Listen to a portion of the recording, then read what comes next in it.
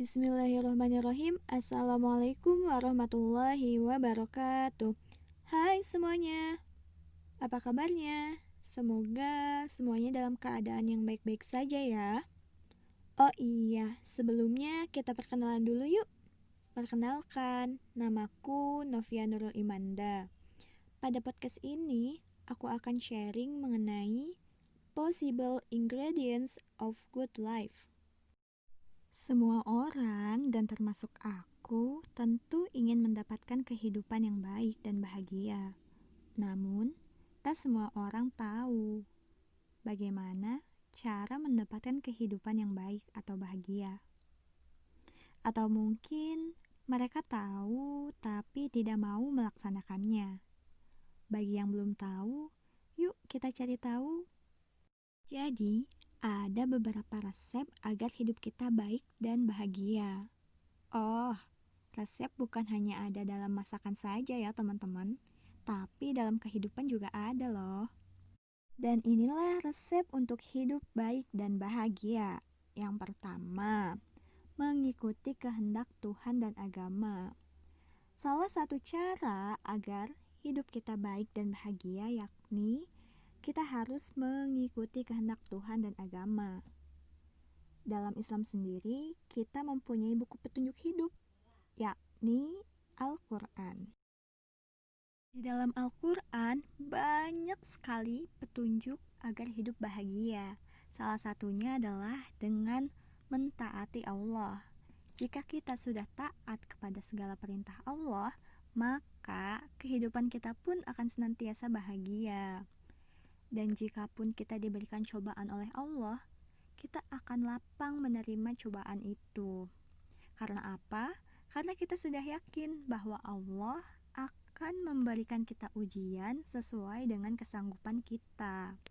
Kemudian ketika kita senantiasa mengingat Allah, maka hati kita pun akan terasa lebih tenang. Dan ketenangan inilah yang akan menimbulkan kebahagiaan dalam hidup kita. Kita akan terhindar dari rasa kecewa, kita akan terhindar dari rasa kekhawatiran, dan kita pun akan terhindar dari segala macam ketakutan. Namun sebaliknya, jika kita hidup tidak mengikuti aturannya Allah atau Tuhan kita, maka Allah pun akan murka terhadap kita. Maka kehidupan kita pun akan dipenuhi dengan rasa kekecewaan, kekhawatiran, ketakutan. Hal ini membuat hidup kita pun terasa kosong dan hampa, dan jauh dari kata bahagia. Maka, kunci atau resep pertama yang harus kita lakukan agar hidup kita bahagia ialah mengikuti kehendak Tuhan dan agama. Niscaya hidup kita pasti akan bahagia. Yang kedua, menjaga kesehatan tubuh. Jika tubuh kita sehat, tentu kita dapat melakukan berbagai macam hal yang kita senangi. Namun sebaliknya, jika tubuh kita tidak sehat, maka aktivitas kita pun akan dibatasi. Jangankan untuk beraktivitas, untuk makan saja rasanya tidak enak. Maka dari itu, kita harus senantiasa menjaga kesehatan tubuh kita. Salah satunya ialah dengan berolahraga. Olahraga bukan hanya sekedar untuk meningkatkan kekuatan, kesehatan, dan kebugaran tubuh saja, namun juga membuat diri kita bahagia. Banyak orang mungkin tak menyadarinya, tapi ternyata ada keterkaitan kuat antara kebiasaan olahraga dan kebahagiaan diri sendiri. Dan inilah alasan mengapa olahraga menjadi satu hal yang membuat kita merasa bahagia. Dengan berolahraga, kita dapat melepaskan hormon bahagia ke dalam otak. Olahraga dapat memicu pelepasan hormon dopamin. Hormon dopamin ini adalah senyawa yang membuat kita merasa bahagia atau senang. Ketika tubuh kita bergerak seperti melompat, berlari, dan bermain, tubuh akan secara alami melepaskan dopamin, sehingga kita akan merasa lebih bahagia setelah melakukan olahraga tersebut. Dan yang terakhir, menjadi pribadi yang baik dan bermanfaat bagi orang lain. Ketika kita menjadi seseorang yang baik, maka kebaikan pun akan senantiasa menghampiri kita. Dalam hidup ini, kita tidak perlu berupaya untuk menjadi seseorang yang disegani, apalagi ditakuti. Tetapi jadilah seseorang yang berguna bagi siapapun di sekeliling diri kita.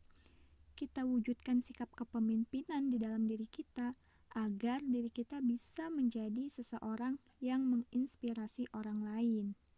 Maka pentingnya sikap baik dan bermanfaat bagi orang lain. Dan mengapa hal itu harus kita lakukan?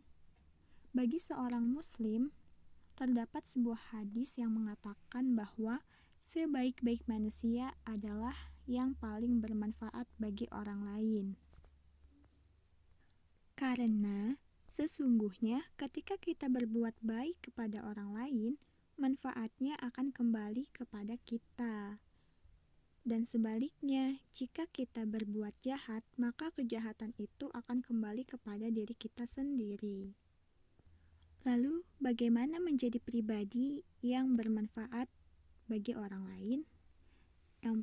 Yang harus kita tanamkan di dalam diri kita ialah kemauan. Kuncinya adalah kemauan. Jika kita mau memberikan manfaat kepada orang lain, maka kita pun akan bisa memberikan manfaat kepada orang lain. Contohnya, jika kita memiliki harta, kita bisa memberikan manfaat kepada orang lain dengan harta kita. Jika kita mempunyai ilmu, maka kita bisa memberikan manfaat ilmu kepada orang lain. Dan jika kita mempunyai tenaga, kita bisa memberikan manfaat dari tenaga kita kepada orang lain. Dan yang terpenting, agar kita benar-benar mendapatkan manfaat yang kita berikan kepada orang lain, kita harus ikhlas, karena ikhlas adalah salah satu kunci diterimanya amalan kita, dan hanya amalan yang diterima oleh Allah yang akan memberikan manfaat kepada kita. Mungkin hanya segitu saja ya teman-teman yang dapat aku sharingkan. Semoga bermanfaat. Terima kasih telah mendengarkan. Wassalamualaikum warahmatullahi wabarakatuh. Bye.